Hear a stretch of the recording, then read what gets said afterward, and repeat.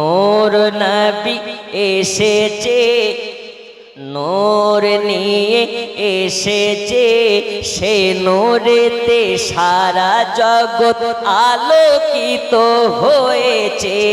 আসসালাতু আসসালামু আলাইকা ইয়া রাসূলুল্লাহ, আসসালাতু আসসালামু আলাইকা ইয়া জোরে, আসসালাতু আসসালামু আলাইকা ইয়া রাসূলুল্লাহ, আসসালাতু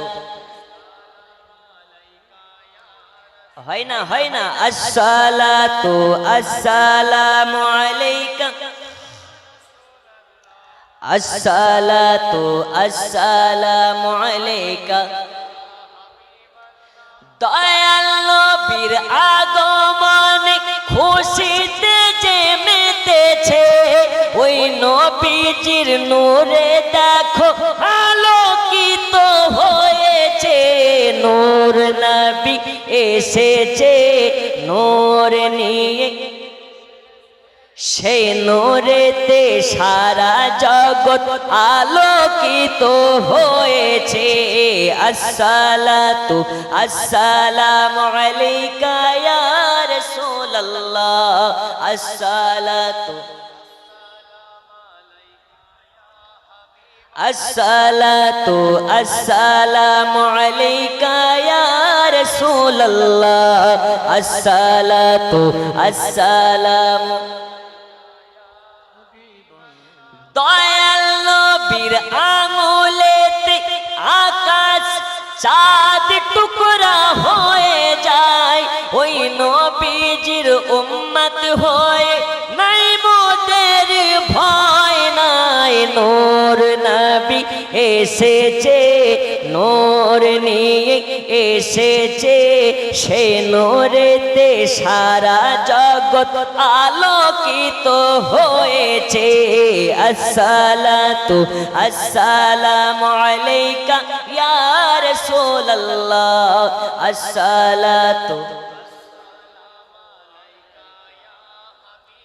আম্মা জান আমিনা বলেন, আমার বাচ্চার ভূমিষ্ঠ হওয়ার পরে পরে আমি হযরতে আমিনা দেখেছি আমার বাচ্চার নূরে মুলকে শামের বাজার আলোকময় হয়ে গেছে। নবীর মা নবীকে নূর বলতেছে, আল্লাহ তাআলা নবীকে নূর বলতেছে, আল্লাহর ফেরেশতারা নবীকে নূর বলতেছে, কোরআন নবীকে নূর বলতেছে, হাদিস নবীকে নূর বলতেছে। আর তোমার মতন কাঠমোল্লা দুই পাতা পড়ার পরে নবীকে তুমি মাটি বলতেছো। এই জায়গাতে বোঝা যায় তুমি নবীর শান না বলে, তুমি নবীর প্রশংসা না করে তুমি নবীকে ব্যঙ্গ করতেছো। তুমি নবীওয়ালা নও, তোমার মধ্যে নবী পাকের মহাব্বতে নাই। তুমি যদি আকাশচুম্বী জ্ঞান অর্জন করে ফেলো, আর যদি তোমার মধ্যে দয়াল নবীর মহাব্বত না থাকে, তোমার মতন মৌলানার কোনো দাম নাই, তোমার মতন মৌলানার কোনো দাম নাই। এটা আমার কথা নয়। দয়াল নবীর যারা দিওয়ানা হবে, ও যদি শিক্ষিত কম হয়, ওর স্থান দয়াল নবীর আশিকের মাথার উপরে হবে।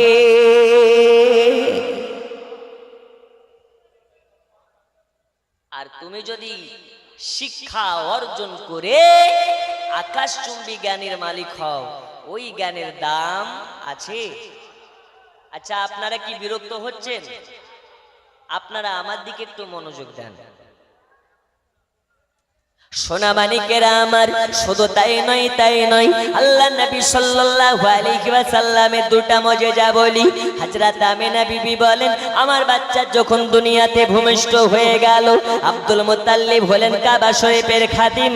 কাবা শরীফে তিনি আপনার কিনা কাবা শরীফের দেখভাল করেন। কাবা শরীফের কাছে আব্দুল মুত্তালিব আছে।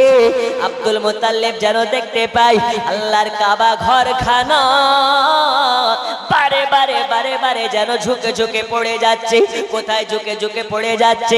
আমিনার বাড়ির দিকে বারে বারে ঝুঁকে ঝুঁকে পড়ে যাচ্ছে।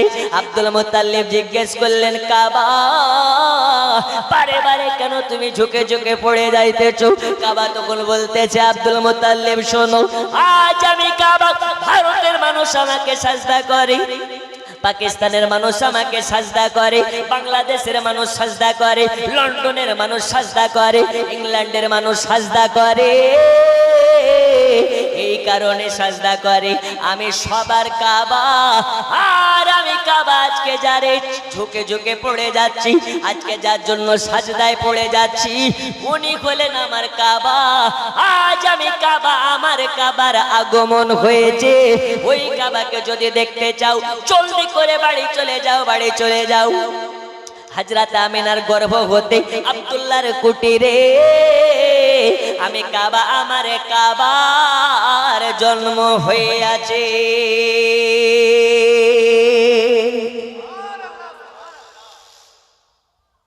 নবী আমার কাবারও কাবা, আদম নবীর বাবা, ওই নবীর আগমন হওয়াতে কাবা ঝুঁকে ঝুঁকে পড়ে যায়। কাবাতে খুশি মানাই, গাছপালাতে খুশি মানাই, নদনালাতে খুশি মানাই, ওই নবীর ওসিলাতে সবাই খুশি মানিয়েছে। একজনের মুখ কালো হয়েছে, ওই কালো মুখটার নাম কি? কালো মুখটার নাম কি গো? ইবলিস, শয়তান। তাহলে নবীর আগমনে দুই ধরনের মানুষ হয়। এক ধরনের মানুষ খুশি হয় যারা নবীওয়ালা, আর এক শ্রেণীর মানুষ বেজার হয় যারা ইবলিশওয়ালা। এখন আমরা ইবলিশওয়ালা না নবীওয়ালা? জি, নবীওয়ালার মুখে হাসি ফুটে, আর ইবলিশওয়ালার মুখ কালো হয়ে যায়। কেন? নবীর আগমন হয়েছে, ওটা সহ্য করতে পারে না। বন্ধুরে আমার, সোনা মানিক, দয়াল নবীর আগমন হয়েছে, সবাই আনন্দতে আত্মহারা হয়ে গেছে। ইবলিসের মুখ যেন কালো হয়ে গেছে। এ নবী কোন নবী? নবী পাকের একটু মুজিজার ঘটনা আপনাকে বলি। আল্লাহ নবী সাল্লাল্লাহু আলাইহি ওয়াসাল্লামের আগমন হয়েছে। আম্মা জান আমিনা বলেন, আমার বাচ্চার লাড়ির সঙ্গে নাড়ির কোনো কানেকশন নাই। শুধু তাই নয়, তাই নয়, আমার বাচ্চা মুহাম্মাদের 32 পাটি দাঁত যেন ঝকঝক করে জ্বলতেছে। আমিনা বিবি বলেন, শুধু তাই নয়, আমার বাচ্চার 32 পাটি দাঁত নিয়ে আমার বাচ্চা জন্মগ্রহণ করেছে। শুধু তাই নয়, তাই নয়, তাই নয়, আম্মা জান আমিনা বর্ণনা করতেছেন, দুনিয়ার সাধারণত বাচ্চারা নাঙ্গা হয়ে জন্ম নেয়, উলঙ্গ হয়ে জন্ম নেয়, কিন্তু আমার বাচ্চা উলঙ্গ হয়ে জন্ম নেয় নাই। আমার বাচ্চার প্রসব নাংটা হয়ে হয় নাই। আমার বাচ্চা মুহাম্মাদের যখন জন্ম হয়েছে, আল্লাহ তাআলা তাকে জান্নাতি রেশমি কাপড় দিয়ে জড়িয়ে দুনিয়াতে পাঠিয়েছেন। তাহলে বোঝা গেল দয়াল নবী উলঙ্গ হয়ে জন্ম নেয়নি, দয়াল নবী আমার পোশাক পরে জন্ম নিয়েছে। যারা বলে নবী 40 বছর বয়সে নবী হয়েছে, তাদের জন্য বলি, নবী 40 বছর বয়সের আগেও নবী ছিলেন। নবী আমার 40 বছর বয়সে নিজের নবুয়াতকে প্রকাশ করেছে। আজ যারা 40 বছর বয়সের আগে নবীকে নবী মানবে না, মানবে না, আল্লাহর কসম করে বলি, দুনিয়াতে কাফির হয়ে মারা যাবে।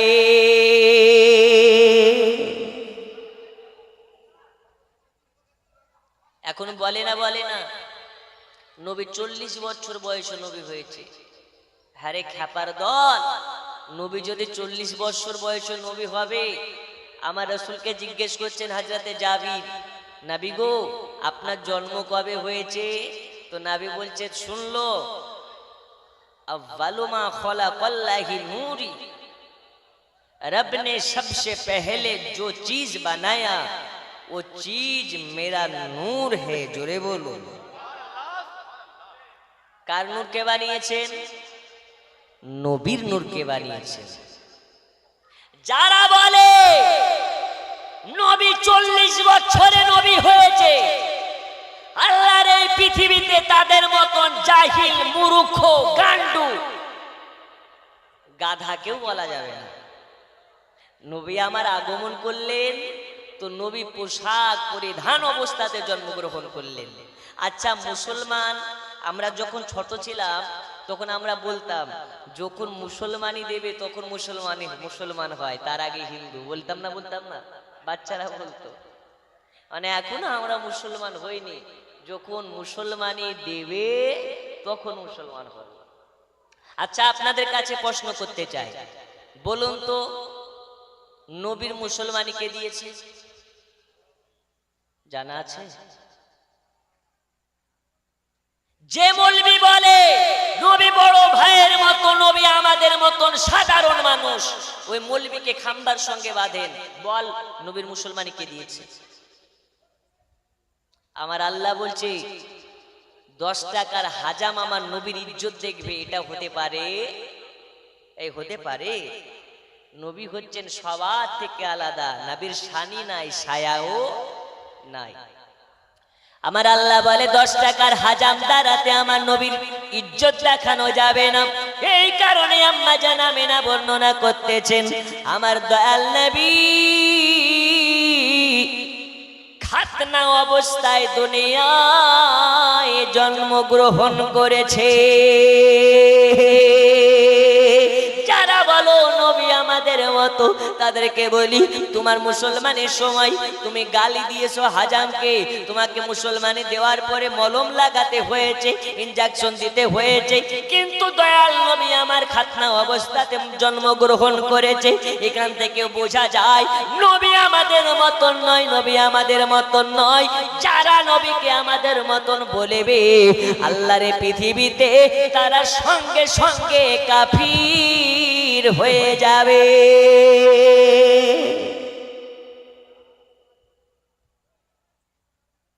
ওরা বলে নবী আমাদের মতো, আচ্ছা ঠিক আছে নবী তোর মতো, তো নবী আকাশের চাঁদকে ইশারা করে তো 2 টুকরা করে, তুই কর, পারবে? নবী আমার ছাগলের গোশত খেয়ে আবার হুকুম করেছে, ছাগল জিন্দা হয়েছে, জাবিরের মৃত্যু বেটাকে জিন্দা করেছে, তুই কর। এই যে ঈদে মিলাদুন নবী গেল, ঈদে মিলাদুন নবী ওরা বলে হারাম হারাম হারাম, বেদাত বেদাত, করা যাবে না করা যাবে না।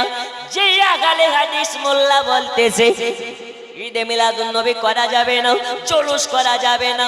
আপনাকে একটা বাস্তব ঘটনা বলি, আমার বাড়ি লালবাগ মুর্শিদাবাদ, ওই লালবাগ হাসপাতালে দেখতেছি একটা আহলে হাদিসের মৌলবি। কোন মৌলবি গো? আহলে হাদিসের মৌলবি, যারা বুকের উপরে হাত বাঁধে। জি, একটা পা শিয়ালদা আর একটা পা হাওড়াতে রেখে নামাজ পড়ে। ওই হাত ঝাড়া মালের একটা শায়েখ লালবাগ হাসপাতালে দাঁড়িয়ে আছে, একটা সাদা স্করপিওকে সাজিয়ে ফুলমুল দিয়ে সাজিয়েছে, আর অনেক লাড্ডু বিতরণ করতেছে হাসপাতালের মাঝে। আমি জিজ্ঞেস করলাম, হুজুর কি ব্যাপার গো, গাড়িকে ফুল দিয়ে সাজিয়েছেন, এত লাড্ডু বিতরণ করছেন, কি ব্যাপার? বলছে হুজুর আর মৌলভী সাহেব বলিও না, আমরা 6টা ভাই, 6টা ভাইয়ের মধ্যে একটা ভাইয়েরও আল্লাহ পুত্র সন্তান দেয়নি। এই প্রথম আমার ঘরে একটা পুত্র সন্তান হয়েছে, তার জন্য খুশিতে ছেলেকে আর ছেলের মাকে গাড়ি সাজিয়ে জুলুস করে বাড়ি নিয়ে যাব, আর লাড্ডু খাওয়াচ্ছি খুশিতে। ও আচ্ছা, ডাল মে কুছ কালা হে। ওকে জিজ্ঞেস করলাম, আচ্ছা হুজুর বলুন তো, আপনি যে লাড্ডু বিতরণ করছেন, জুলুস করে আপনার বউ আর বাচ্চাকে বাড়ি নিয়ে যাচ্ছেন, আপনার এই বাচ্চা বড় হয়ে ডাকাত হবে না লম্পট হবে? এ বলতে পারা যাবে? বলছে জানি না। আচ্ছা বলুন, নামাজি হবে না পাজি হবে? নাহি মালুম।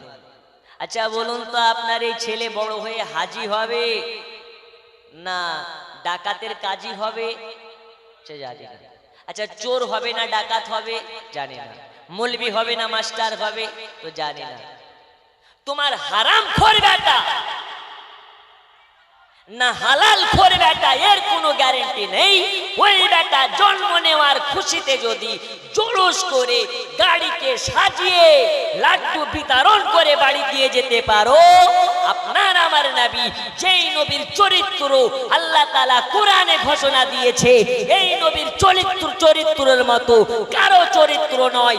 ওই নবীর চরিত্র নিয়ে যদি কোনো ব্যক্তি সন্দেহ পোষণ করে, সঙ্গে সঙ্গে সে কাফির হয়ে মারা যাবে। তাহলে ওই নবীর আগমনে জুলুস করা কি জায়েজ নয়? আরো জোরে জায়েজ নয়?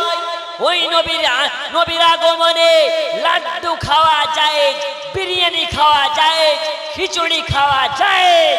তোমার হারাম করে বেটার জন্য যদি লাড্ডু বিতরণ করা জায়েজ হয়, নবীর বেলায় হারাম হবে কেন? তো ওই আহলে হাদিস মোল্লার মুখ কালো হয়ে গেছে,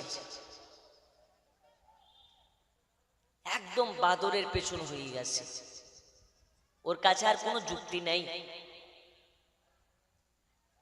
তোমার বেলায় আরাম আর আমাদের বেলায় হারাম। পাগলা তেতা মিঠা বুঝে না, পাগলা রে জিলাপি দিও না। কেন?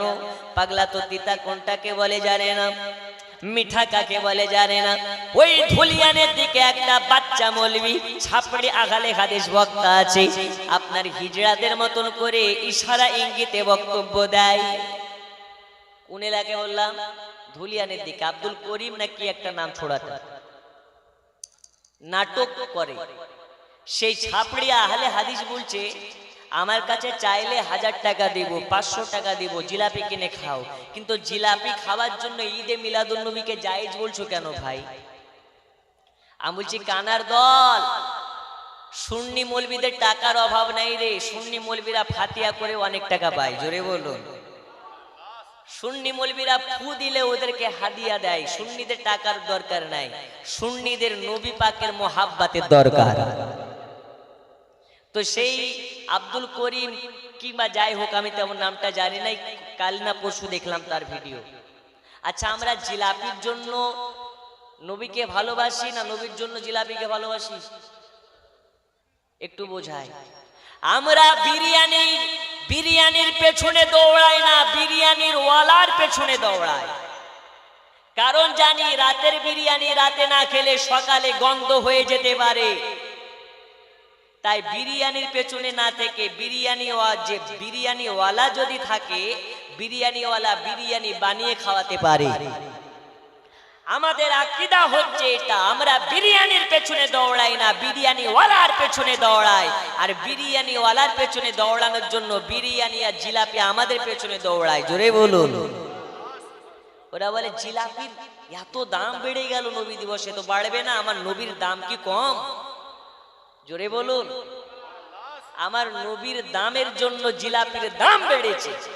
আচ্ছা বলুন তো, আপনাদের মেন বাজারের নাম কি? আমতলা, পাটিকাবাড়ি।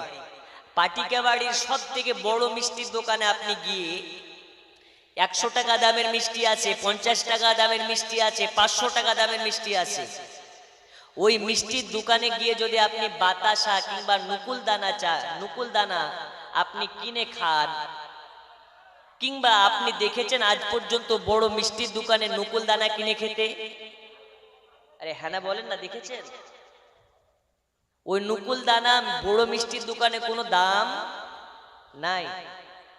কিন্তু ওই নুকুল দানায় যখন 10 টাকার নুকুল দানা জাল সাথে মিলাতে আনা হয়, ওই নুকুল দানার দাম আকাশচুম্বী হয়ে যায়। কেন?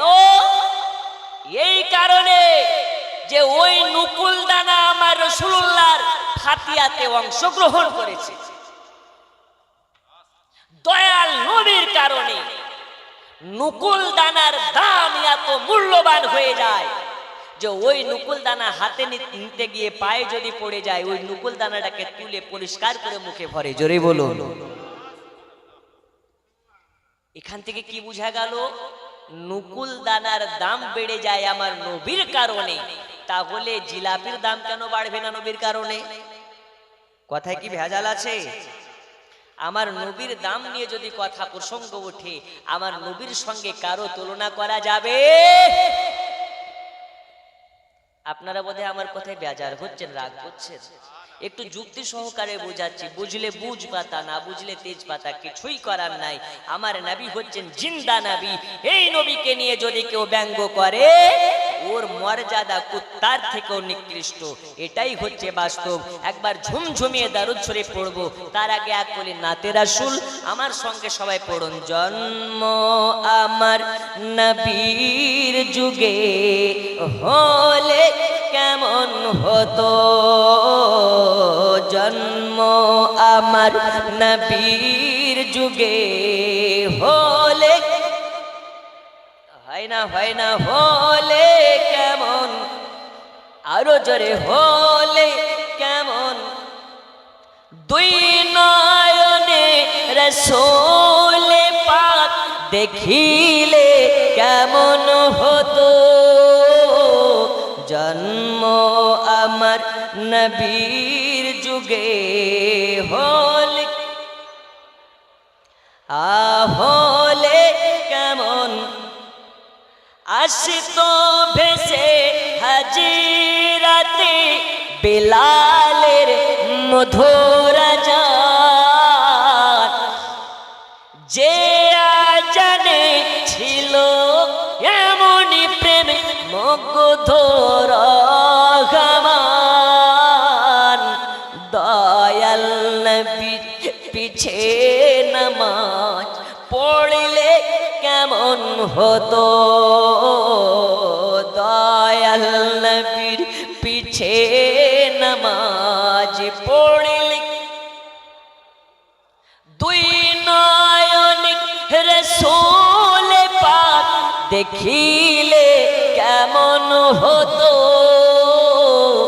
জন্ম আমার নবীর যুগে হলে আরো জোরে হলে। আচ্ছা, নবীর মোহাব্বতে জীবন দিতে রাজি আছে না নেই? কারা কারা আছেন দুই হাত তুলে দেখান।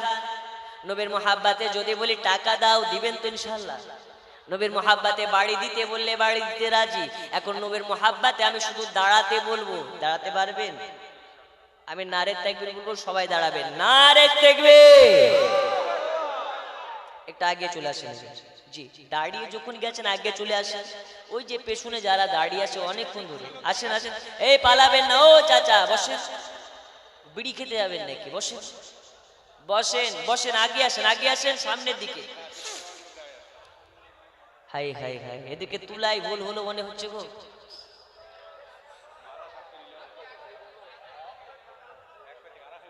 হ্যাঁ, সুবহানাল্লাহ। বসেন চাচা, আওয়াজ করিয়েন না, আওয়াজ করেন না, বসেন। এই সুযোগে অনেক বিড়ি করে পালিয়ে গেল বিড়িতে টান মারবে বলে। অনেক খৈনি যারা খায় তারা খৈনিতে একটু ডলান দিতে গেল। একটা জালসায় গিয়েছি, তো বলছে হুজুর পানি খাওয়া দোয়া হয়, ভাত খাওয়া দোয়া হয়, সবকিছু দোয়া হয়, তো বিড়ি খাওয়ার দোয়াটা কি একটু বলে? আল্লাহ আল্লাহ, এত আওয়াজ করা যাবে না, একটু আওয়াজটা কম করেন। একটু জিকিরে লা ইলাহা ইল্লাল্লাহ জোরে লা, জোরে লা ইলাহা ইল্লাল্লাহ, জোরে লা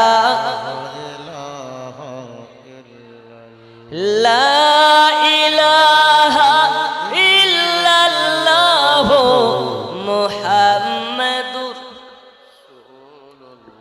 আকাশের তারকারা ঝিলমিল ঝিলমিল নূর নবীজির ইশারায়, দয়াল নবীর আগমনে তারাও এই গুনগুনায় লা ইলাহা, জোরে জোরে লা ইলাহা ইল্লাল্লাহ মুহাম্মদ। বন্ধু আমার, সোনা মানিকেরা, আমি বলতেছিলাম আল্লাহ নবী সাল্লাল্লাহু আলাইহি ওয়াসাল্লামকে নিয়ে আমাদের আকীদা তাদের আকীদার মধ্যে পার্থক্য দেখুন।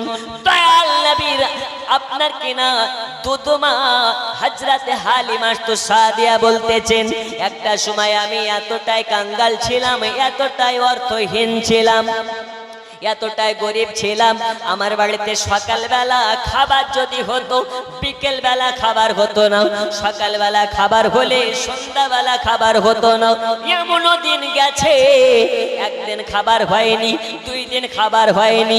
আল্লাহর কসম করে বলি, আমার বাড়িতে যখন মক্কা নগর থেকে আমিনার বাড়ি থেকে আব্দুল্লাহর বেটাকে নিয়ে আসা হয়েছে, আমি হালেমা তো সাদিয়া, আমার আর কোনোদিন খাবারের অভাব হয় নাই।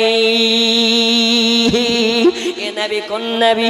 আম্মা জান আমিনা বলতেছেন, আমার বাচ্চার চেহারা এত সুন্দর, এত সুন্দর, আমার বাচ্চার দিকে তাকালে খাবারের খোদা লাগে না, পানির পিয়াসা লাগে না, খাবারের দরকার হয় না।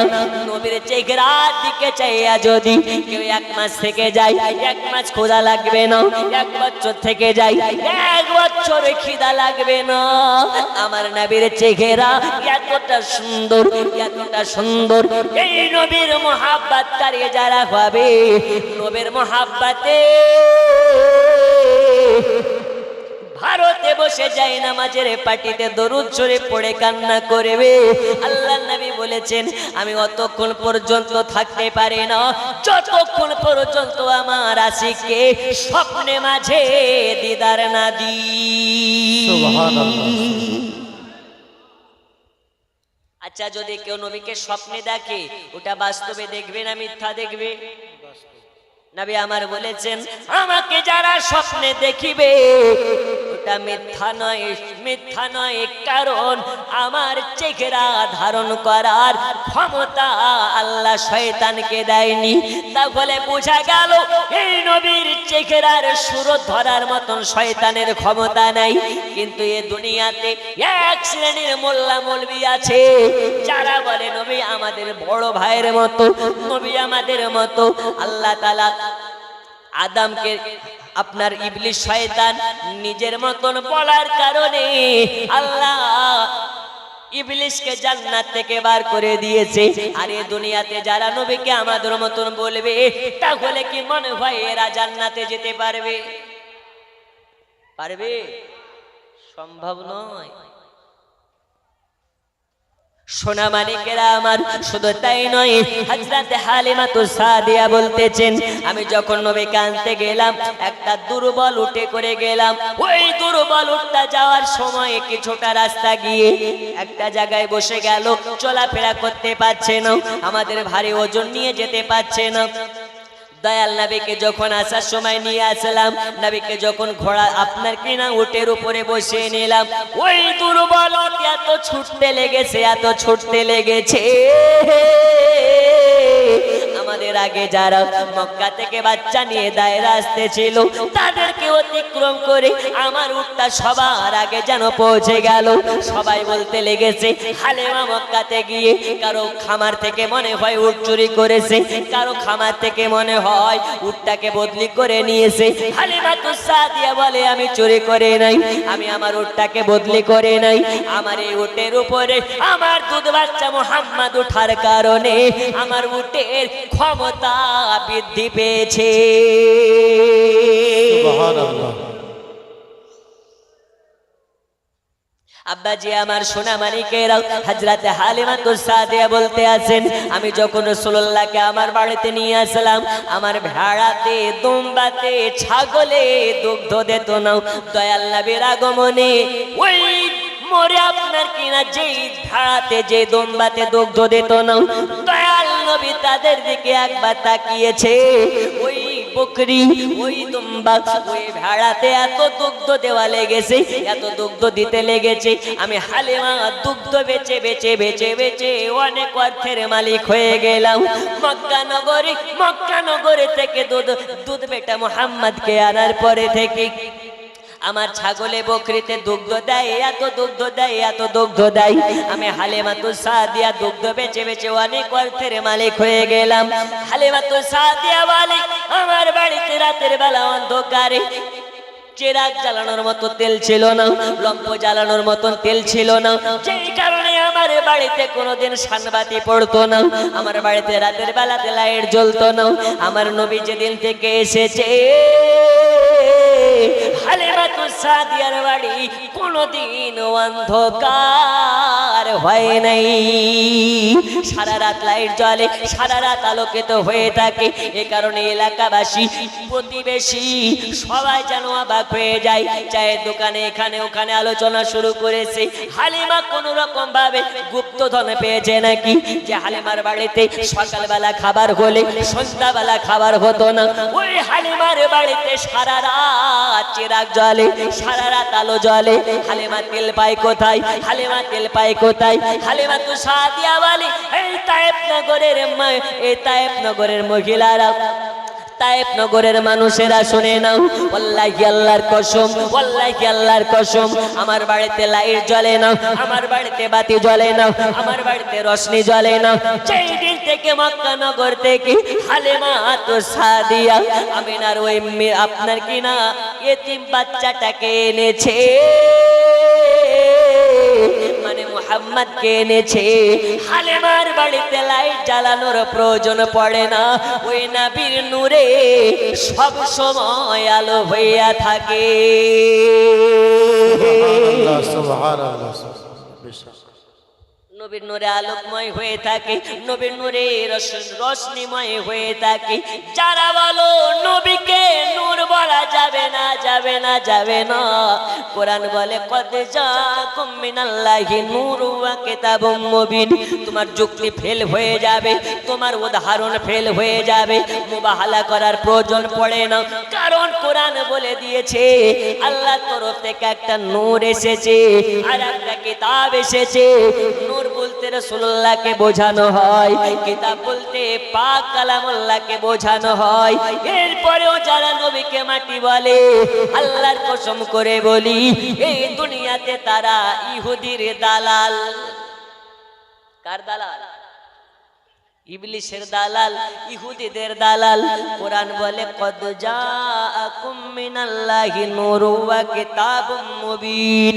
আল্লাহ তাআলার তরফ থেকে একটা নূর এসেছে আর একটা কিতাব এসেছে। নূর বলতে দয়ার রাসূলকে বোঝানো হয়, আর কিতাব বলতে পাক কালামুল্লাহকে বোঝানো হয়।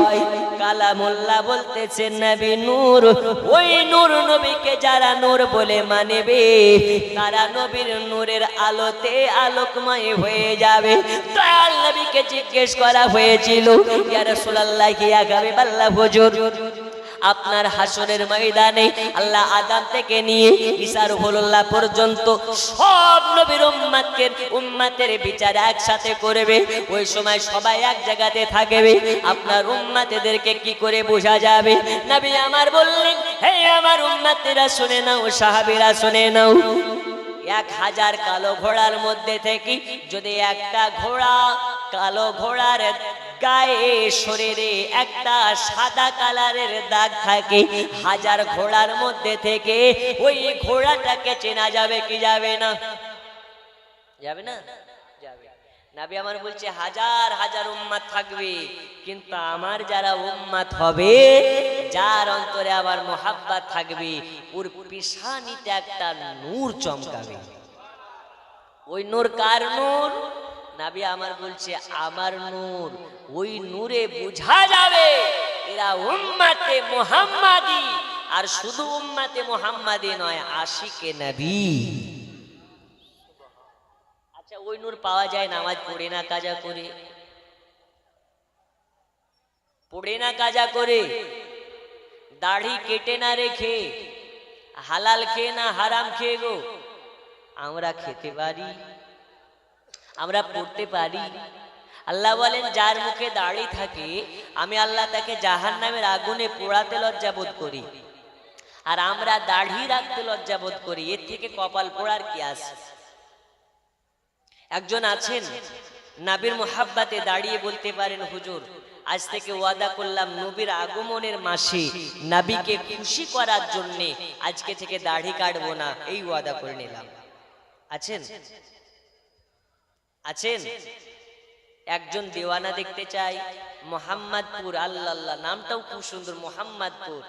মোহাম্মদপুরের একজন গোলাম আছেন, হাত তুলে বলতে পারেন আল্লাহর কসম যেতে যেতে যদি মারা যান, আপনি মারা যাওয়ার কারণে আর দাড়ি রাখার ওয়াসিলাতে আল্লাহ আপনার জিন্দেগির পাহাড় পাহাড় গুনাহগুলোকে মাফ করে জান্নাতি করে দিন।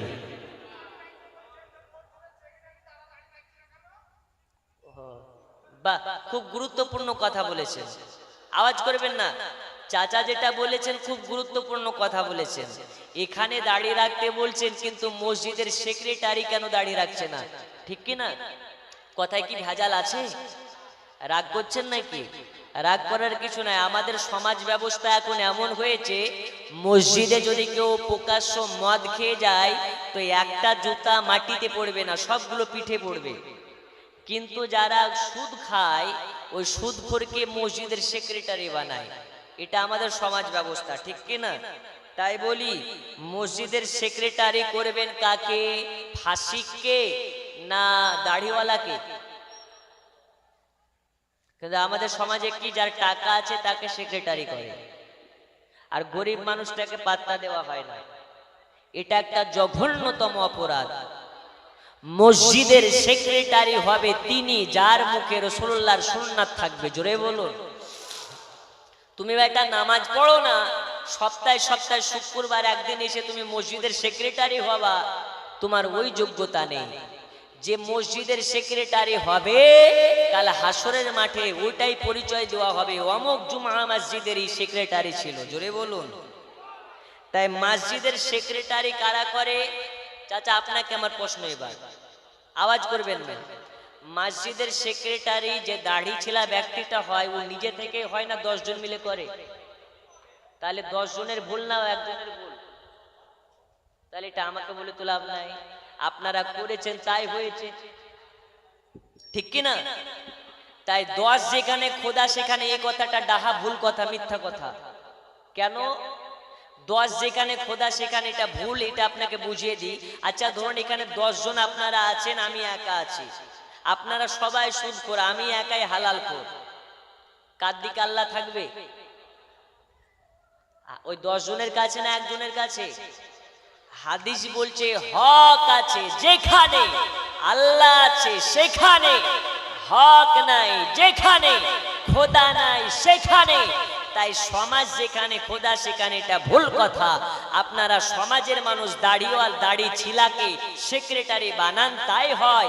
আজ থেকে ওয়াদাবদ্ধ হয়ে যান, দাড়ি কাটা ফাঁসিকে মুআল্লিমকে যে নামাজ পড়ে না, হারাম খায়, তাদেরকে আমাদের মসজিদের সেক্রেটারির দরকার নাই। ও গরিব হোক, মুখে যাতে দাড়ি থাকে, ব্যক্তিটা যেন ভালো হয়, 5 ওয়াক্ত নামাজি হয়, সে গরিব হলেও মসজিদের সেক্রেটারি হওয়ার যোগ্য সেই ব্যক্তি। তাই আজ থেকে ওয়াদা করে নিন, কোন দাড়ি ছিলা ব্যক্তিকে কিংবা বেনামাজিকে মসজিদের সেক্রেটারি করার দরকার। আমি জানি না বাড়ি পর্যন্ত যেতে পারবো কি, এর গ্যারান্টি নেই। আর এটা ভাবি যে কুল্লু নাফসিন জায়কাতুল মউত, আল্লাহ যাকে জান দিয়েছে মৃত্যু তার জন্য অনিবার্য করে দিয়েছে। এর জন্য কবি লিখতেছে, একদিন তোমায় মরতে হবে, তুমি ভুলে যেও না।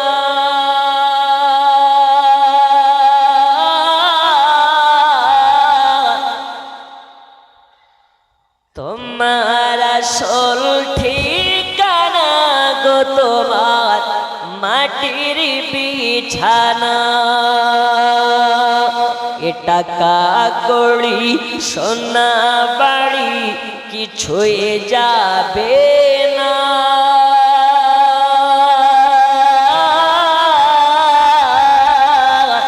তোমার আসল ঠিকানা গো তোমার মাটির বিছানা।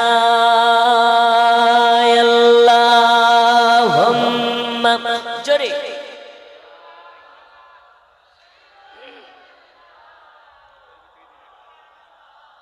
অল্প দিয়ে দাও, অল্প অল্প।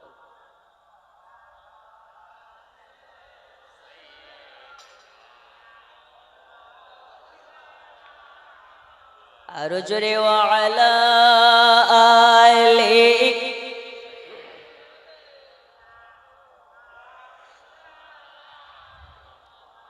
দয়াল নবী মায়ার নবী নূরে খোদা বলতে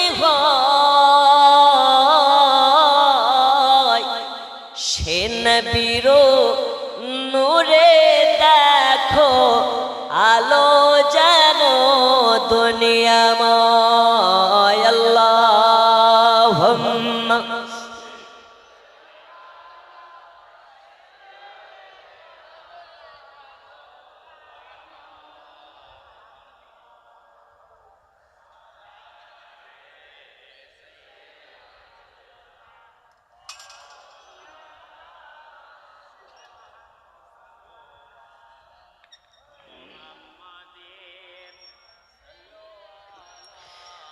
मुहम्मद हरदम जबान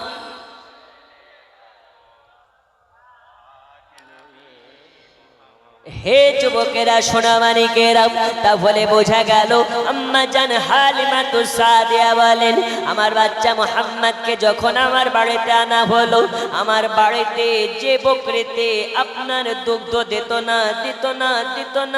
না ওই বকরির দুগ্ধ বেচে বেচে অনেক অর্থের মালিক হয়ে গেলাম শুধু তাই নয় হালিমাতুস সাদিয়া বর্ণনা করতেছেন হালিমাতুস সাদিয়া বলতেছেন আমার বাড়িতে সারা রাত আলো হয়ে থাকি হালিমাতুস সাদিয়ার এসব ঘটনা দেখার পরই এই তায়েফ নগরের মানুষেরা সবাই হিংসাতে জ্বলতে লেগেছে সবাই জানবার জন্য চেষ্টা করতে লেগেছে হালিমার বাড়িতে কেমন করে সারা রাত ধরে লাইট জ্বলে হালিমার বাড়িতে কেমন করে সারা রাত ধরে রোশনি হয় হালিমাতুস সাদিয়া বলে আমার বাড়িতে লাইট জ্বলে কিন্তু চিরাগের লাইট নয় বাতির লাইট নয় আমার বাড়িতে লাইট জ্বলে আমার বেটা মুহাম্মাদের এই আলো শুধু আমার বাড়ি নয় এই আলোতে কুল কায়নাত আলোকিত হয়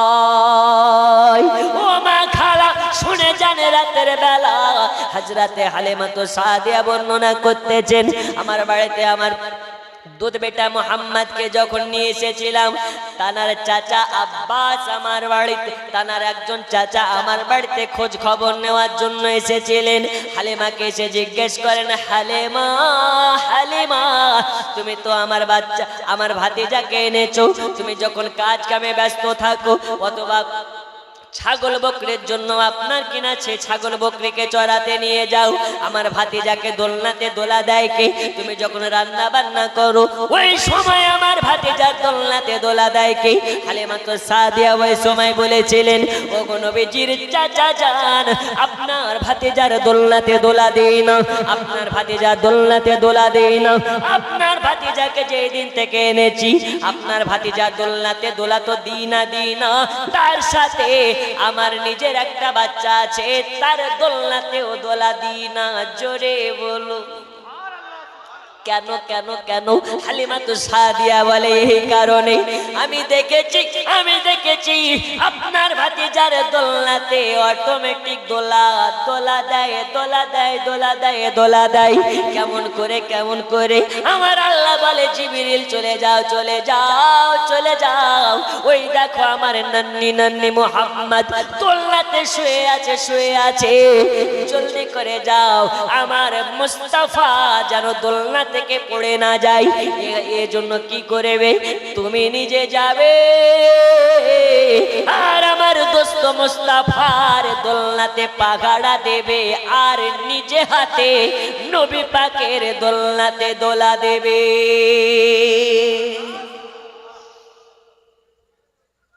নবী আমার দোলনাতে শুয়ে আছে জিবরিল আমিন এসে দোলা দেয় এজন্য কবি লিখতেছে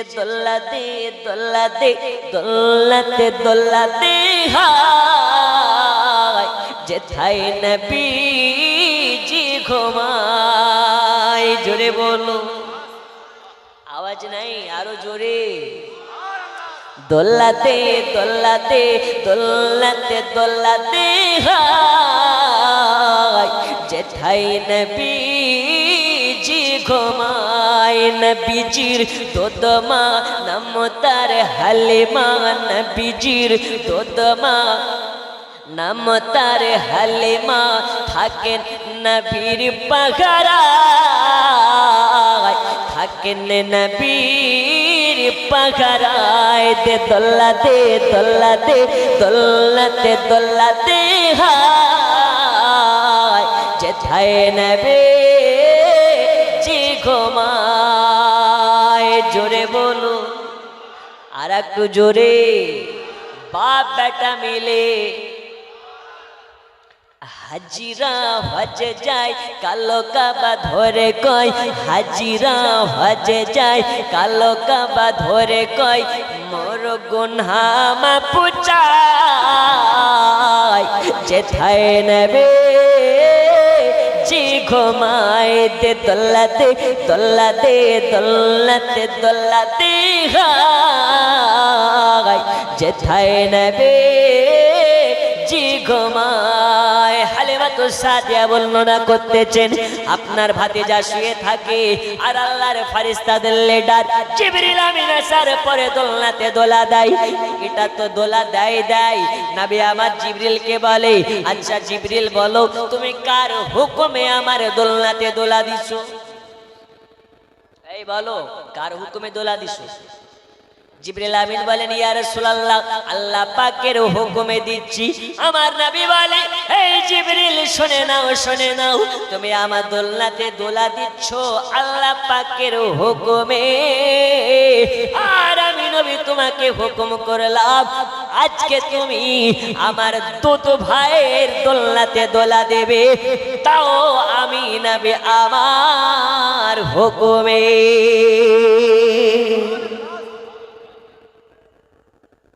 জিবরিল বলছেন, নবী আপনি যাতে রাজি আল্লাহ তাতে রাজি।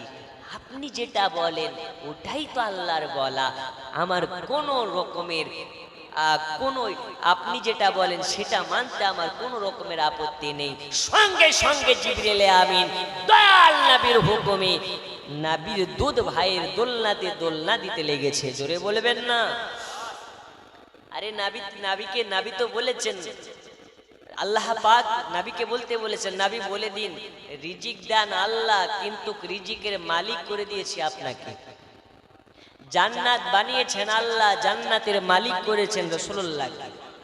এজন্য বলেছেন রাসূল করিম সাল্লাল্লাহু আলাইহি সাল্লামের প্রসঙ্গে হাদিস বলছে, ওয়াল্লাহা ইউতি ইন্নামা আনা কাসিম, রব ने देता है मुस्तफा ने खिलाता है, रब ने देने वाला मुस्तफा ने दिलाने वाला। এই কারণে উর্দু ভাষী শায়র লিখতেছে কি, रोजी खुदा ने दी है खिलाते हैं मुस्तफा, रोजी खुदा ने दी है खिलाते हैं मुस्तफा, रोजी खुदा ने दी है खिलाते हैं मुस्तफा, दुनिया है खुदा की चलाते हैं मुस्तफा। জোরে বলুন, দুনিয়া বানিয়েছেন আল্লাহ, কিন্তু দুনিয়াকে চালায় পরিচালনা করে মদিনাওয়ালা রাসূলুল্লাহ। জোরে বলুন, আল্লাহ বানিয়েছেন দুনিয়াকে কিন্তু পরিচালনা করেন আমার নবী। আল্লাহ বানিয়েছেন দুনিয়াকে, পরিচালনা করেন নবী। জিবরিল আমিন বলে, নবীজি কোন রকমের আপত্তি নাই, আমি আপনার দুধ ভাইয়ের দোলনাতে দোলা দিচ্ছি। নবীর হুকুমে নবীর দুধ ভাইয়ের দোলনাতে দোলা দেয়। দোলাটা দেয় কে? যে দোলা দেয় তিনি হলেন জিবরিল আমিন। এ জিবরিল আমিন দোলা দিতে লেগেছে।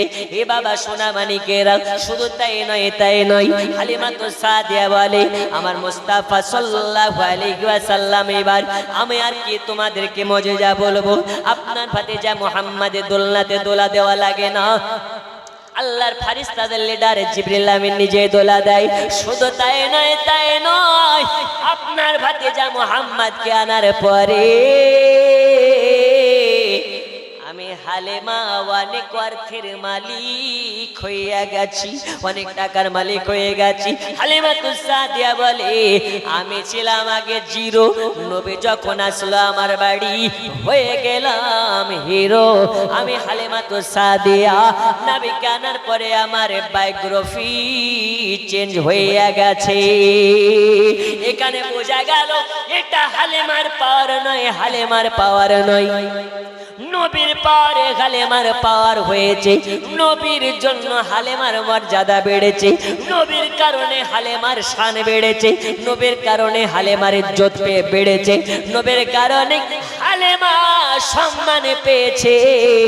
এই নবীকে যারা মোহাব্বত করে নেবে, এই নবীকে যারা ভালোবেসে নেবে, নবী আমার বলেছেন আনা মাদিন আনা আনা মুহাম্মদ, আমি কথা দিলাম, আনা মুহাম্মদ, আমি কথা দিলাম, আমি কথা দিলাম, যারা আমাকে মোহাব্বত করে নেবে, আমার রওজাকে জিয়ারত করে নেবে, মান যারা কবরি ওয়াজাবাত লাহু শাফাতি, যারা আমার রোজা পাকের দিকে দুই চক্ষু ভরে তাকাবে,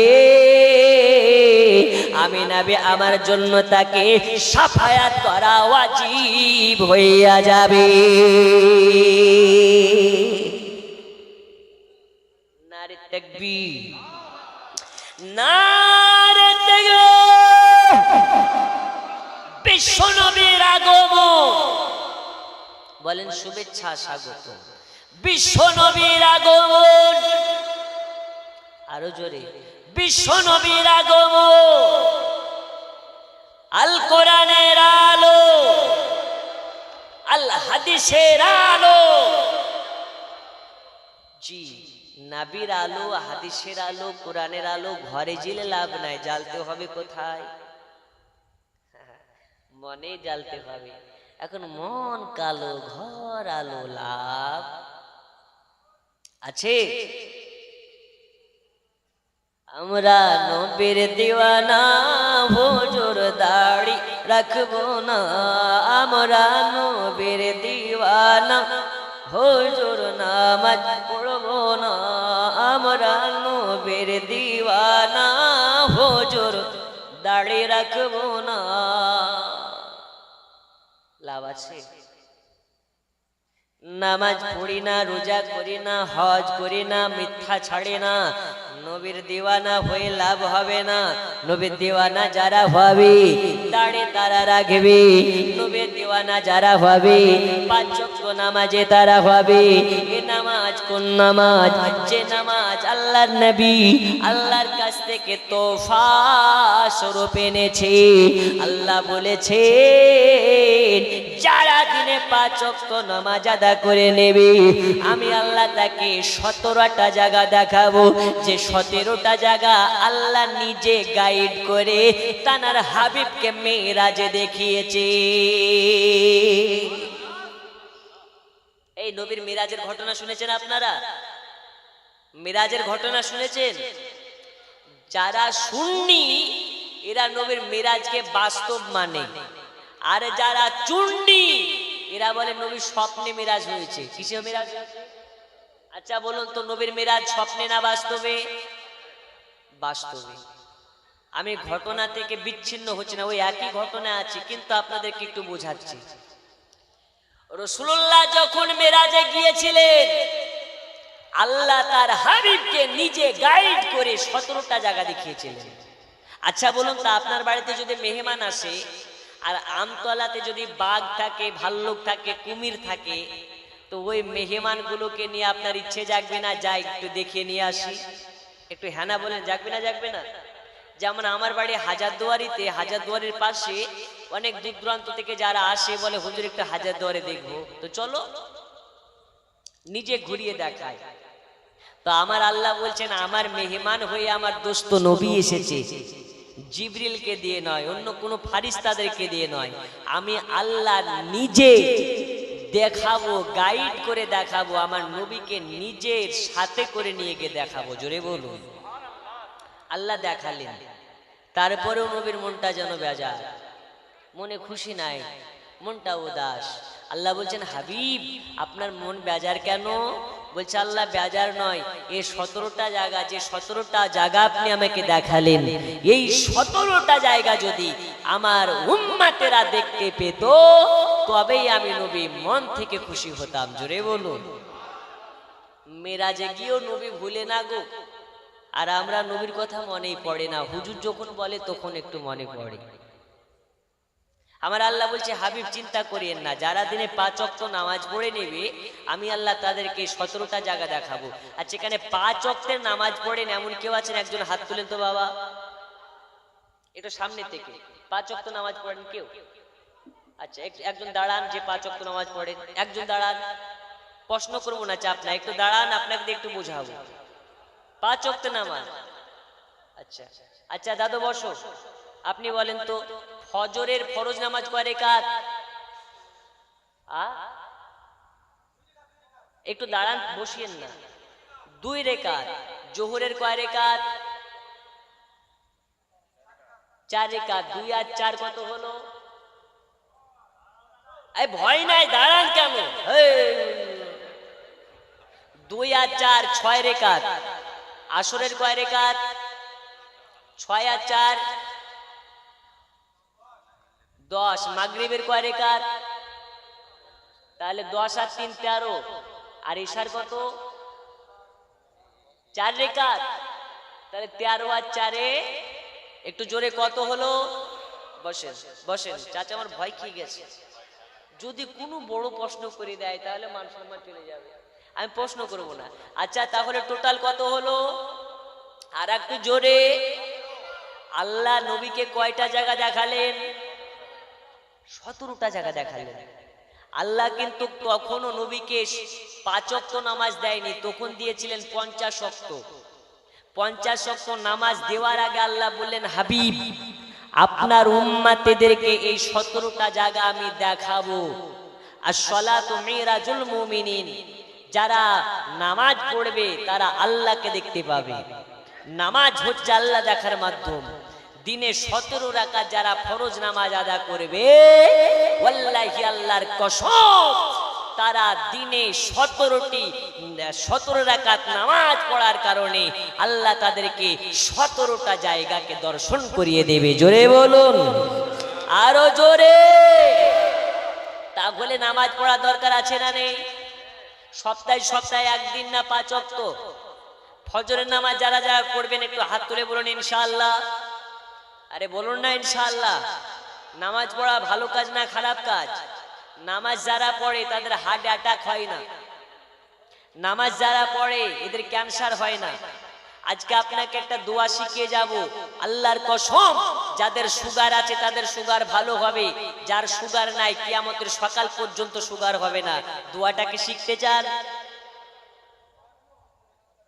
শিকার ইচ্ছে নাই গো, আপনাদের মন দেখে মনে হচ্ছে এরা কতদিন যে ঘুমায়নি আল্লাহ পাক জানে। এই শিকার ইচ্ছে আছে? সুগারের কোনো ওষুধ এখনো হয়নি। ওই এমন একটা রোগ, ও আলু খেতে পায় না, গোশ খেতে পায় না, মিষ্টি খেতে পায় না, জিলাপি দেখলে টুসটুস করে লাল পড়ে যায় কিন্তু মুখে দিতে পারে না। ঠিক কি না? আজ আপনাকে বলে যাব, আল্লাহর কসম আপনার সুগার হবে না, ক্যান্সার হবে না, এমন একটা দোয়া শেখাবো, যেই দোয়া আপনি যদি নিয়মিত পালন করতে পারেন আল্লাহ আপনাকে সুগার দিয়ে মারবে না, মারবে না, মারবে না। ওই দোয়াটা আপনাকে শেষে বলে যাব, তার আগে আপনাকে একটু ঘটনাটা বলি। আল্লাহ নবী সাল্লাল্লাহু আলাইহি ওয়াসাল্লাম যখন মেরাজে গিয়েছিলেন, আল্লাহ রাসূল সাল্লাল্লাহু আলাইহি ওয়াসাল্লামকে 17টি জায়গা দর্শন করিয়েছিলেন। আর নবী আমারে বলেছেন, যারা দিনে 17 রাকাত ফরজ নামাজ আদা করে নেবে আল্লাহ তাআলা তাকে এই 17টা জায়গা দেখাবে। তাহলে বোঝা গেল নবী আমার হাত করে নামাজটাকে এনেছে। এই নামাজ কাজা করবেন না, এই নামাজ কাজা করবেন না। নামাজ হলো আল্লাহ দেখার মাধ্যম। as-salatu মিফতাহুল জান্নাহ, নামাজ হলো জান্নাতের চাবিকাঠি। আপনি নবীর দিওয়ানা কিন্তু নামাজ পড়েন না, আপনি শুধু বলতেছেন আমি নবীর দিওয়ানা, নামাজ আপনি পড়ছেন না, আপনি বলছেন নবীর দিওয়ানা। আপনাকে মসজিদ মুখে হওয়া দেখা যায় না, আপনাকে নবীর দিওয়ানা বলা যাবে না, যাবে না, যাবে না, যাবে না। যারা নবীর দিওয়ানা হবে এরা কোনোদিন নামাজ ছাড়বে না। যেমন করে ইমাম হুসাইন কারবালার প্রান্তরে ইমাম হুসাইনের বুকের উপরে যখন ইয়াজিদ সীমার যখন বসে গেছে, সীমার আপনার কিনা ধারালো তরবারটাকে নিয়ে ইমাম হুসাইনে পাকের গর্দানে ঘষতে লেগেছে, ঘষে যায়, কাটতে পারে না। ইমাম হুসাইন বলেছিলেন, সীমার তোর কি দয়া হয় না রে, তোর কি মায়া হয় না রে, তোর কি কষ্ট হয় না রে? আমি হলাম ওই নবীর নওয়াসা, যেই নবী আল্লাহ না বানালে আসমানকে বানাতেন না, জমিনকে বানাতেন না, লাউকে কালামকে বানাতেন না। যে নবী ছাড়া তোর জামিনদার কেউ হবে না। মা তোকে হাসরের ময়দানে চিনবে না, বাবা তোকে হাসরের ময়দানে চিনবে না। ওই নবী আমার নানুজি তোর জামিনদার হয়ে যাবে। আমি ওই নানুজির একমাত্র কলেজার টুকরা হুসাইন, আজ আমার বুকের উপরে বসে তলোয়ার ঘষতেছিস। তুই কি জানিস রে? জানিস আমি হুসাইন আমার জন্য দয়াল নবী সাজদাকে লম্বা করে দিয়েছে। আমি রাসূলুল্লাহর বাবরির চুল ধরেছি, নবী আমার ঘোড়া হয়ে গেছে, আর আমি হুসাইন ঘাট থেকে পড়ে যাব বলে সাজদাকে লম্বা করে দিয়েছে। আজ ওই হুসাইনের বুকের উপরে বসে তলোয়ার চালাতে যাচ্ছিস, তোর কি মায়া হয় না? তবে সীমার শুনে নে, আমাকে যতই কাটার চেষ্টা কর না কেন, আমাকে যতই তলোয়ার দিয়ে মারার চেষ্টা কর না কেন, আমার কাটতে পারবে না, গলা কাটতে পারবে না। আমি হুসাইন, আমার কোন জায়গাটা কেটে যাবে, আমার কোন জায়গাটা কাটবে আমি তোমাকে বলে দিতে পারি। তবে তার আগে যদি আমাকে 2 রাকাত নামাজ আদা করতে দেওয়া হয়।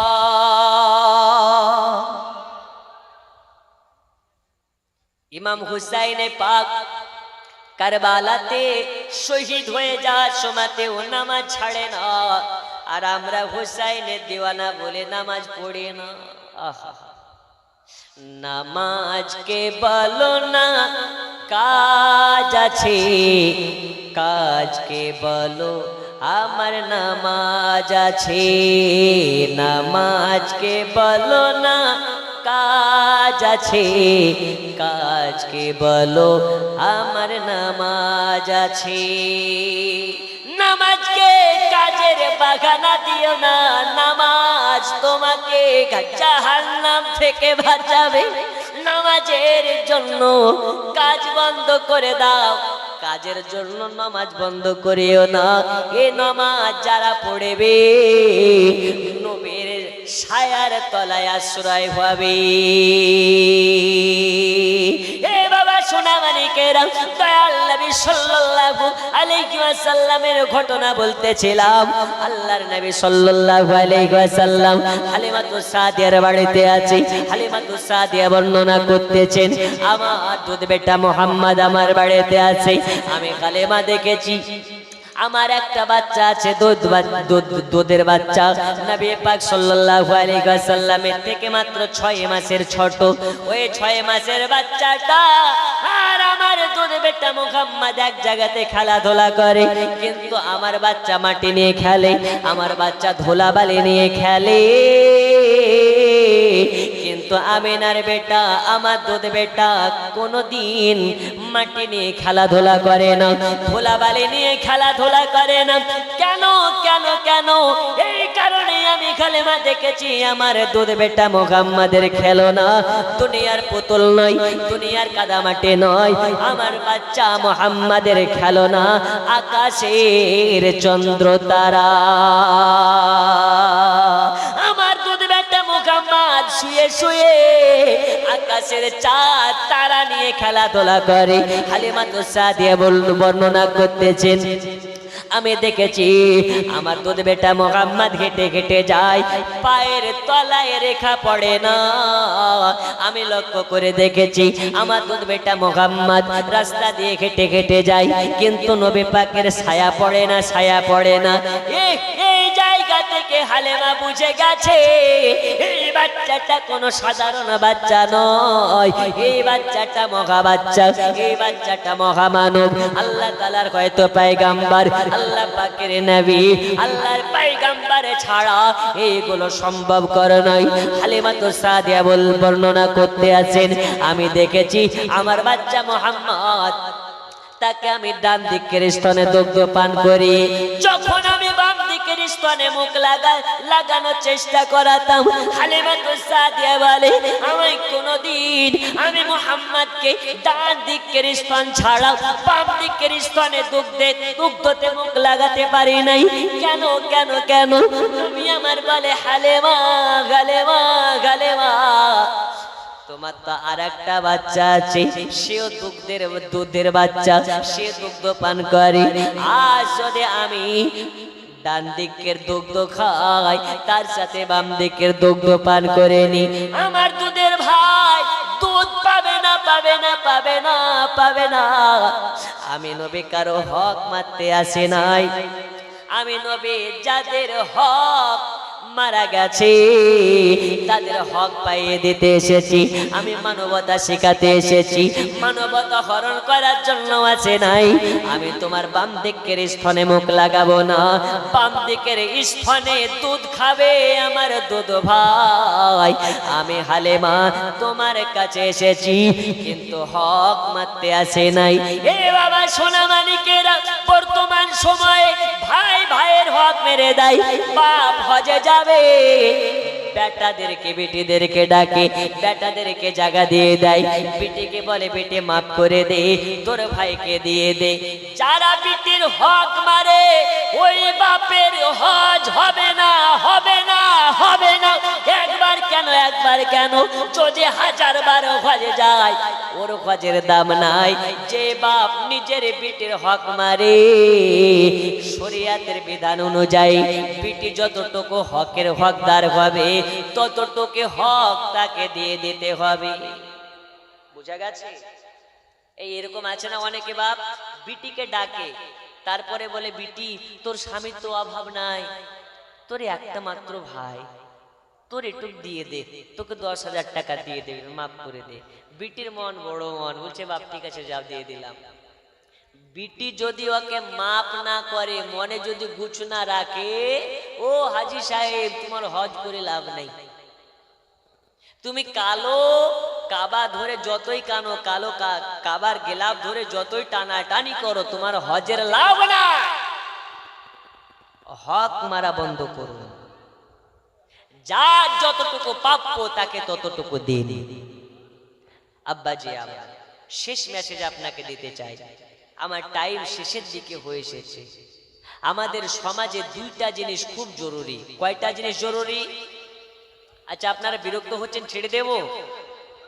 একটু শুনেন, আর একটু। আমার পরের বক্তা আসছে, আমার বন্ধু, খুব কাছের বন্ধু, হৃদয় তরঙ্গ সম্পর্ক একদম। আমার তো বুঝতে পারছেন আমার শরীর নেই, আওয়াজও নেই, আর ও দেখতেও যেমন হাংড়া চুংড়া, আওয়াজও ওইরকম হাংড়া চুংড়া, বুঝছেন? যে ঘুমিয়ে যাবে ওর বুকে ভূমিকম্প তুলিতে।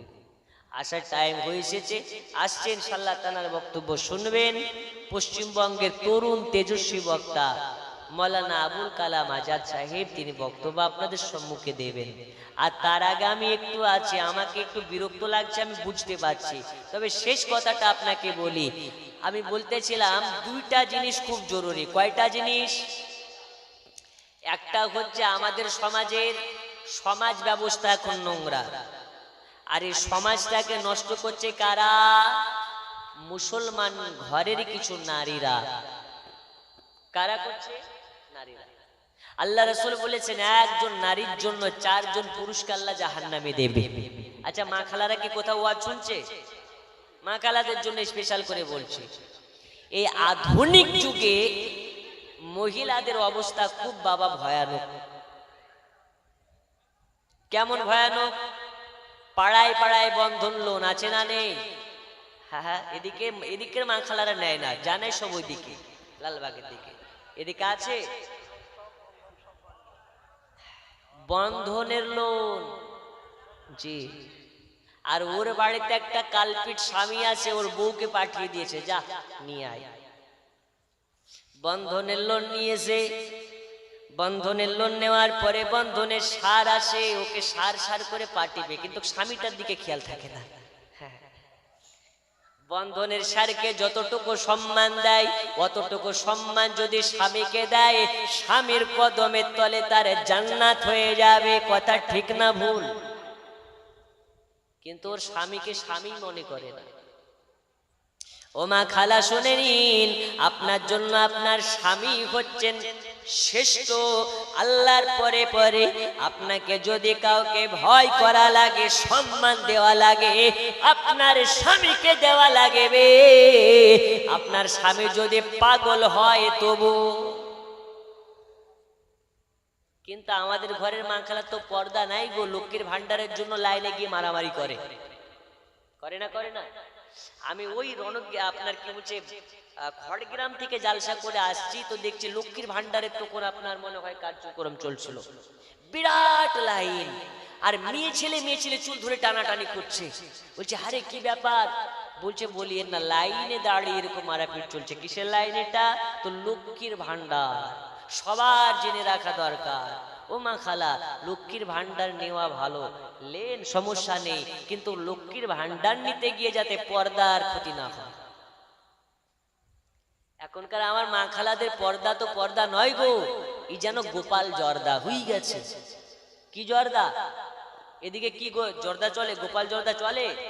350, 120 শিব জর্দা এখন ফ্যাশন হয়ে গেছে।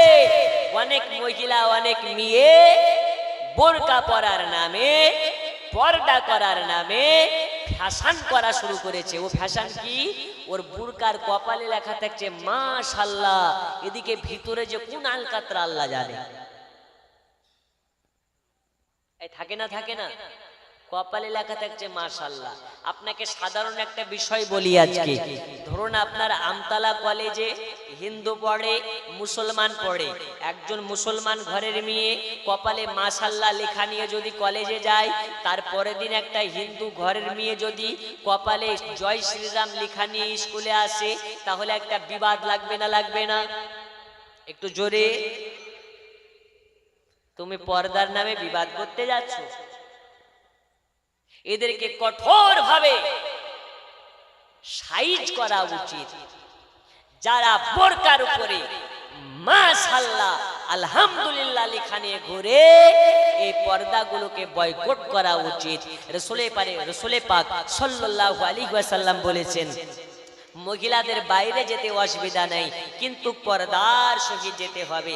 তবে পর্দা ওই রকম পর্দা করা যাবে না, আকর্ষণীয় পর্দা করা যাবে না যে একটা ছেলে এই ভিতরে কি জিনিস আছে। কথা বুঝেননি? এমন পোশাক পরুন যাতে আপনার দিকে একবার তাকিয়ে যাতে দ্বিতীয়বার তাকানোর ইচ্ছে না জাগে। কিন্তু যখন বাইরে বেরোয় দামি বোরকাটা পরে বেরোয়, বাইরে যখন বেরোয় দামি শাড়িটা পরে বেরোয়, আর বাড়িতে যখন থাকে ওর রানুমণ্ডলের বোন বসে থাকে। কার বোন বসে থাকে? রানাঘাটের রানুমণ্ডল বলে একটা মেয়ে ভাইরাল হয়েছিল না? হয়নি? গান গেয়ে ভাইরাল হয়েছে। বীরভূমের কাঁচা বাদামের গান বলে ভাইরাল হয়েছে। একটা আজকে আপনাকে তথ্য দিয়ে যায়, কাঁচা বাদাম ভাইরাল হলো, রানু মণ্ডল ভাইরাল হলো, এরকম ভাবে এখন মুম্বাই মনে হয় একটা মার্বেলওয়ালা ভাইরাল হয়ে গেল। এরা একদিন পতন হয়ে যায়। কিন্তু বলুন তো, প্রত্যেকদিন যে আজান শুনছেন আজ পর্যন্ত বিরক্ত হয়েছেন? আলহামদুলিল্লাহি রাব্বিল আলামিন রহমান রহিম মালিক ইয়াউমিদ্দিন ইয়াকা না'বুদু ওয়া ইয়াকা নাস্তাইন ইহদিনাস সিরাতাল মুস্তাকিম সিরাতাল লাযিনা আন'আমতা আলাইহিম গায়রিল মাগদুবি আলাইহিম ওয়ালাদ-দাল্লিন। প্রত্যেকদিন শুনছেন নামাজে, আজ পর্যন্ত বিরক্ত হয়েছেন? গজল শুনে বিরক্ত হয়েছেন? আর এখন যদি কেউ কাঁচা বাদাম, এই শালা কোথা থেকে আনলো রে কাঁচা বাদাম? গাল দেবে না? দেবে না? বন্ধুরে আমার সোনা মানিকেরা, কাঁচা বাদাম এক মাস শোনার পরে বিরক্ত লাগে, রানুমণ্ডলের গান এক মাস শোনার পরে বিরক্ত লাগে, কিন্তু আল্লাহর পাক কালামুল্লাহ কোরআন মাজিদ আজ পর্যন্ত কারো বিরক্ত লাগে না, লাগে না, লাগে না, লাগে না। যত শোনা যাবে তত মধু লাগবে। কোরআন মধুর বাণী আমি যখনই শুনি আমার মন ভরে যায়। কোরআন মধুর বাণী আপনাকে আমি দুইটা মেসেজ দিতে চেয়েছিলাম। মহিলাদের জন্য পর্দা করা জরুরি। ও মা খালা, পর্দা করুন, আপনার পেটের বাচ্চা তবে ভালো হবে। আর আপনি যদি আশা করেন পেটে বাচ্চা নিয়ে সিরিয়াল দেখব, আপনার বাচ্চা ওই রকমই হবে। আপনার বাচ্চা আপনি কেমন নিতে চান, ভালো নিতে চান না খারাপ নিতে চান, ওইটা আপনার কাছে ম্যাটার করে। আমার গাউসে পাক আব্দুল কাদের জিলানী আম্মা জান বলে, আমার পেটে যখন গাউসুল আজম আব্দুল কাদের জিলানী ছিল, আমি 19 পারা কোরআনের হাফেজা হয়েছিলাম। আব্দুল কাদের জিলানী বলেন, আমি দুনিয়াতে হাফেজ হয়ে নাই। আমার উস্তাদ যখন বলে বড় আলিফ, তো গাউসুল আজম বলে বা। গাউসুল আজমের উস্তাদ বলে বলো তা, তো গাউসুল আজম বলে সা। গাউসুল আজমকে বলে কেমনে শিখে নিয়েছো? গাউসুল আজম বলে দুনিয়াতে শিখে নাই, দুনিয়ার মাস্টারের কাছে শিখে নাই, দুনিয়ার কোনো শিক্ষকের কাছে শিখে নাই। আমি কোরআন 18 পারা কোরআন আমার মায়ের পেটে শুনে শুনে শিখে নিয়েছি। কারণ আমার মা 18 পারা কোরআনের হাফিজা ছিলেন। আমাকে পেটে লালন করে, আমাকে পেটে ধারণ করে 18 পারা কোরআন পড়েছিলেন। তাই আমি 18 পারা কোরআনকে মুখস্থ করে নিয়েছি। ও গো মা জননী, আপনার পেটে যদি বাচ্চা আসে, বাচ্চা নিয়ে মোবাইল দেখবেন না, বাচ্চা নিয়ে সিরিয়াল দেখবেন না, বাচ্চা নিয়ে কোন রকমের আপত্তিকর কাজ করবেন না। আপনার পেটে যদি বাচ্চা থাকে, দরুদ শরীফ বেশি বেশি পাঠ করবেন, কোরআন মাজিদ বেশি বেশি তেলাওয়াত করবেন। আপনার বাচ্চা দুনিয়াতে যখন ভূমিষ্ঠ হইয়া যাবে, ওই বাচ্চা কোনোদিন মা বাবার সঙ্গে খারাপ আচরণ করবে না।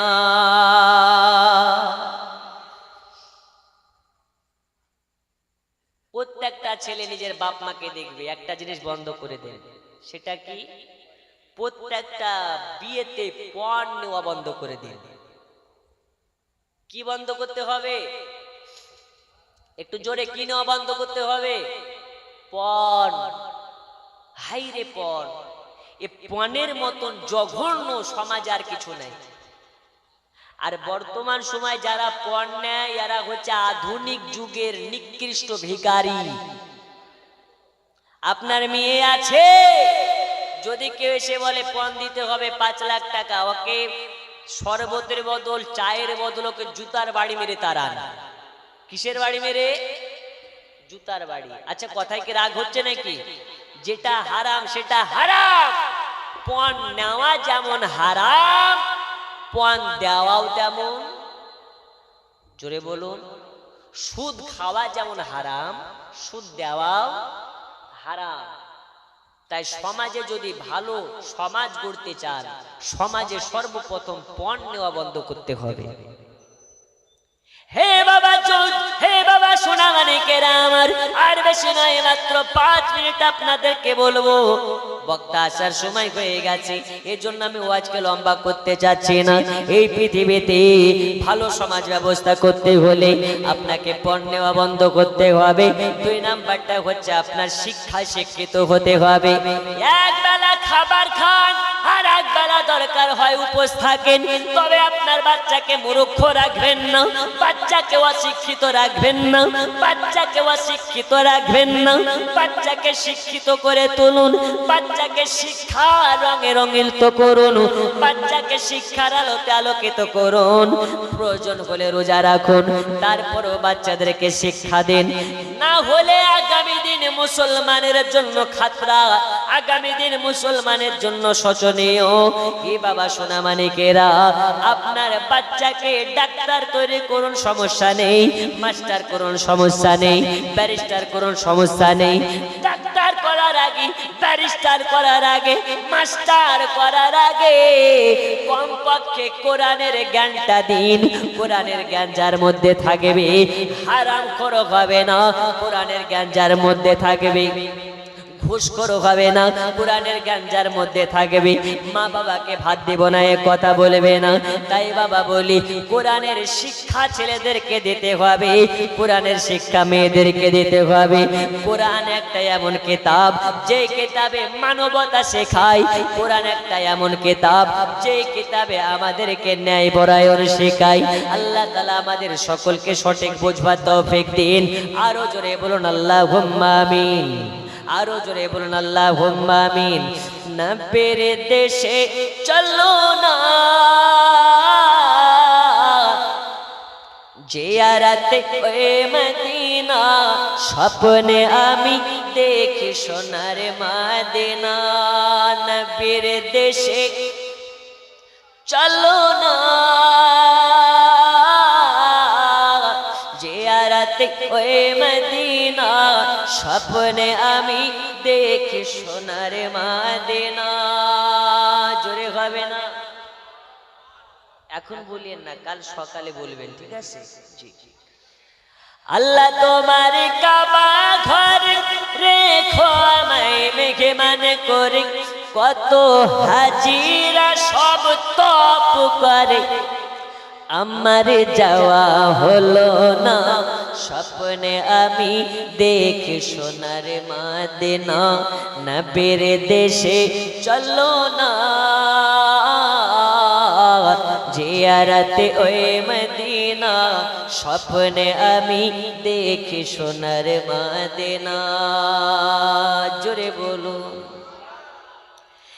গ্রামের লোকে দাওয়াত দিয়ে খাইয়ে বলে ডেকে ডেকে, গ্রামের লোকে দাওয়াত দিয়ে খাইয়ে বলে ডেকে ডেকে, ভুল করেছি ক্ষমা করো, যাব আমি মদিনা, স্বপ্নে আমি দেখি সোনার মদিনা। নবীর দেশে চলো না জিয়ারতে ওই মদিনা, স্বপ্নে আমি দেখি সোনার মদিনা। এ বাবা সোনা মানিকেরা, আর আপনাকে আগে নিয়ে যাব না, আমি আপনাদেরকে বলতেছিলাম হযরতে হালিমাতুস সাদিয়ার বাড়িতে নবী আমার এত মজেজা দেখিয়েছেন, এত মজেজা দেখিয়েছেন, হালিমার বুঝতে বাকি থাকলো না যে এই বাচ্চাটা কোনো সাধারণ বাচ্চা নয়, এই বাচ্চাটা হলো আল্লাহর পয়গম্বর, আল্লাহ নবী সাল্লাল্লাহু আলাইহি ওয়াসাল্লাম। এই নবী কোন নবী? নবী আমার পেশাব করতেন, ওই জায়গাতে সাহাবীরা ছুটে যেতেন, আর পেশাব দেখতে পেতেন না। নবী আমার পায়খানা করতেন, ওই জায়গাতে যেতেন, আর পায়খানা দেখতে পাওয়া যেত না। কেন কেন কেন কেন? আল্লাহ তাবারাক ওয়া তাআলা বলতেছেন, নবী আমার পেশাব পায়খানা করে, সম্মানের সহিত ওই পেশাব পায়খানাকে তুলে নিয়ে জান্নাতে নিক্ষেপ করা হয়। এ বাবা, এক শ্রেণীর বলবে যারা বলে নবীর মুখে নাকি দুর্গন্ধ ছিল, যেই কারণে আল্লাহর ফেরেশতারা নবীর কাছে আসলে বলতো নবীজি মিসওয়াক করেননি। এ কথা যারা বলে তারা কারা? ওরা হলো হাত ছাড়া মাল, বুকের উপরে হাত বাঁধে। কি মালে রাখো? হাত ছাড়া। হাদিস বলে নবীর মুখে দুর্গন্ধ নয় রে খাবার দল, নবী আমার কথা বলে, নবীর মুখ থেকে যে ঘ্রাণটা বেরোয়, সুগন্ধটা বেরোয়, ওই সুগন্ধটা মিশকে আম্বারের চেয়েও দামি।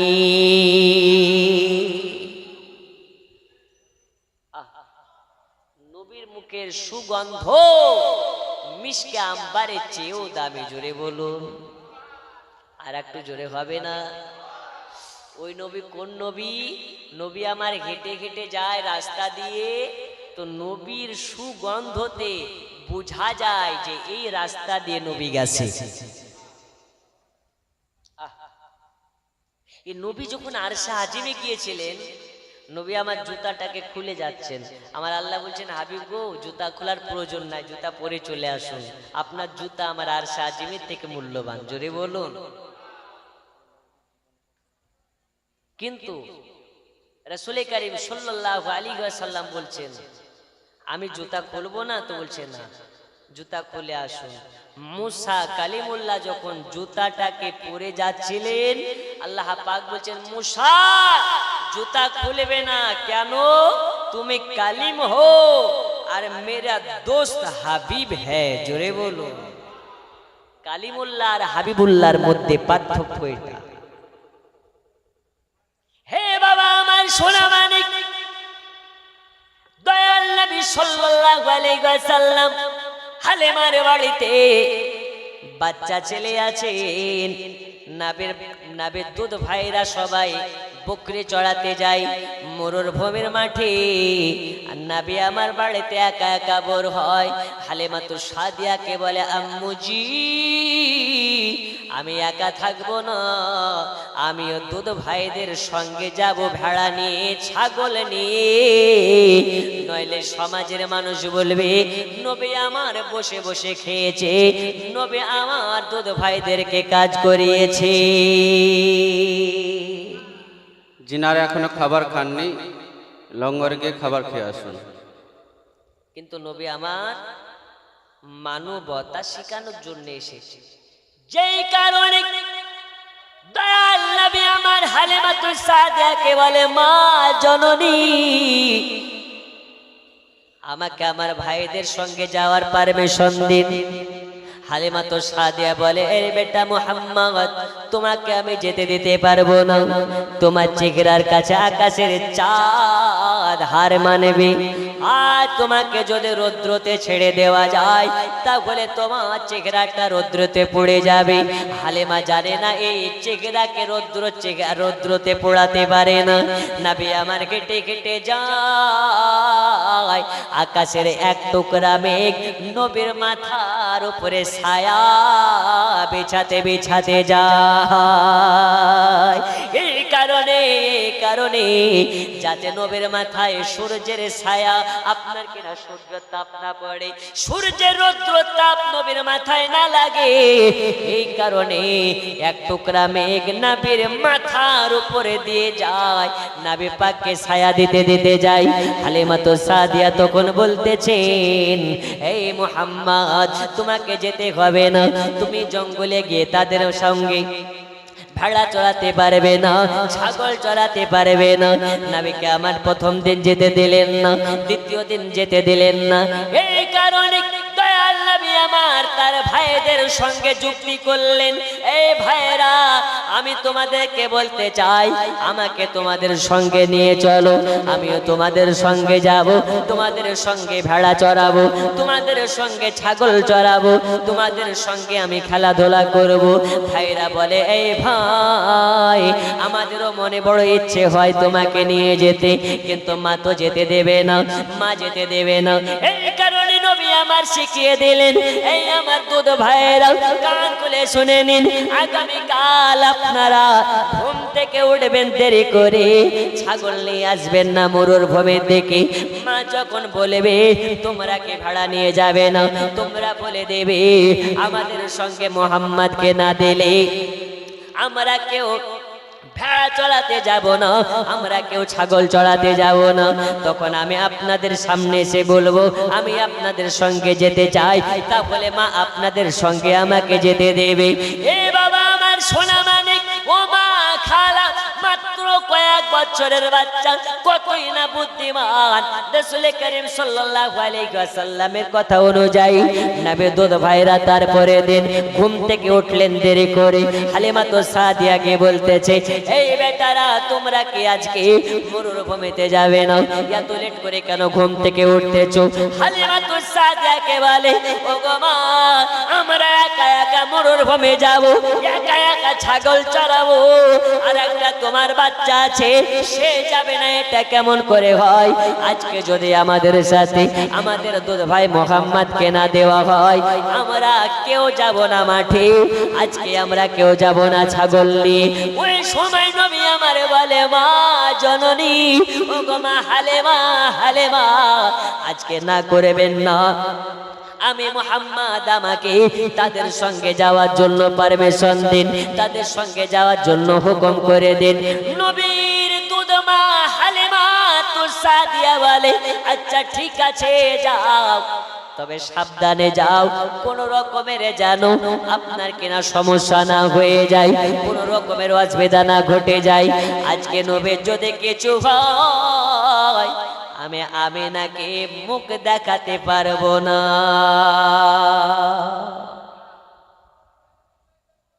হালিমাকে মুখ দেখাতে পারবো না।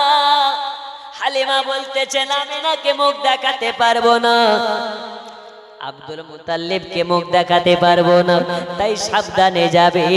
নবীর সঙ্গে যেন কোনো রকমের কিছু না ঘটে যায়, নবীর সঙ্গে কারো তুলনা করা যাবে না, নবীর সঙ্গে কারো তুলনা করা যাবে না। নবীকে নিয়ে গেলেন, যেতে যেতে দেখতে পাই নবী আমার ঘেটে ঘেটে যায়, আকাশের এক টুকরা মেঘ ছায়া দিতে দিতে যায়। নবী আমার যায়, নবী একটা জায়গায় বসে আছে, আকাশের সব জীব জানোয়ার গুলো, জঙ্গলের জীব জানোয়ার গুলো চলে আসে আর দয়াল নবীর কদমে চুমা দেয়, একে একে সাইডে যায়। জামানা দিওয়ানা ও গো মামিনা, তোমার লালের নাই তুলনা, হামাগো তোমার লালের নাই তুলনা। জামানা দিওয়ানা ও গো মামিনা, তোমার লালের নাই তুলনা, হামাগো তোমার লালের নাই তুলনা। মোদের নবীর জন্ম হলো যেদিন মক্কায়, জোরে বলুন ভাই। মোদের নবীর জন্ম হলো যেদিন মক্কায়, শুকনো গাছে ফুল ফুটিল মরু সাগরায়, নবীর কি সারায় গাছে সে সালাম জানাই, নবীর একই সারায় গাছে সে সালাম জানাই। আসমানের ওই চাঁদ জাগার খেলো না, হামাগো তোমার লালের নাই তুলনা। জামানা দিওয়ানা ও গো মামিনা, তোমার লালের নাই তুলনা, হামাগো তোমার লালের নাই তুলনা। জোরে বলুন সুবহানাল্লাহ। হঠাৎ করে মা আমিনা দেখতে জানো পায়, ছেলের নূরে সারা জগৎ আলোকিত হয়। হঠাৎ করে মা আমিনা দেখতে জানো পায়, ছেলের নূরে সারা জগৎ আলোকিত হয়। নূরানি বদনে মাথা নত করে আল্লাহর দরবারে, মাথা নত করে আল্লাহর দরবারে জানাই উম্মতের শুভ কামনা, হামাগো তোমার লালের নাই তুলনা। একবার কিয়ামে নবী সালাম এ রাসূল, একটু গুছিয়ে গুছিয়ে আসুন। ইয়া হাবিব সালাম